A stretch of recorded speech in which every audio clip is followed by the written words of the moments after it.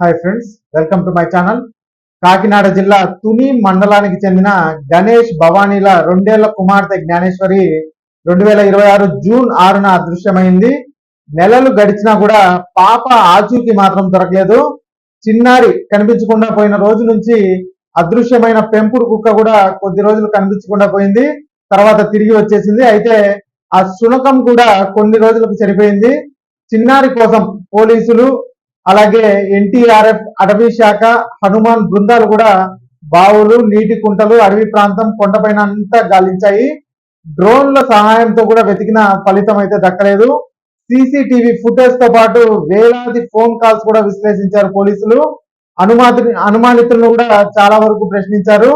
పాప ఫోటోతో పోస్టర్లు కూడా అంటించి కరపత్రాలు కూడా పంచారు. కానీ ఇప్పటి వరకు చిన్నారి ఆచూకీ మాత్రం దొరకనే లేదు. అయితే జ్ఞానేశ్వరి తండ్రి గణేష్ ఒక యూట్యూబ్ ఛానల్ ప్రారంభించారు. తన కూతురి జ్ఞాపకాలను గుర్తు చేస్తూ ఫోటోలు, వీడియోలను అప్లోడ్ చేసేందుకు యూట్యూబ్ ఛానల్ అయితే మొదలు పెట్టారు. తన కూతురి అదృశ్యం పైన ఇతర రాష్ట్రాలకు సమాచారం అందించాలనే లక్ష్యంతో యూట్యూబ్ ఛానల్ ప్రారంభించినట్లు గణేష్ అయితే అంటున్నారు. అంతేకాదు, పాప కనిపించకుండా పోయిన రోజు నుంచి నేటి వరకు పోలీసులతో పాటుగా తండ్రి గణేష్ కూడా కరపత్రాలు పట్టుకొని ఊరూరు తిరుగుతూ వాటినైతే పంచుతూ ఉన్నారు. కానీ చిన్నారి వివరాలు మాత్రం ఇప్పటి వరకు దొరకలేదు.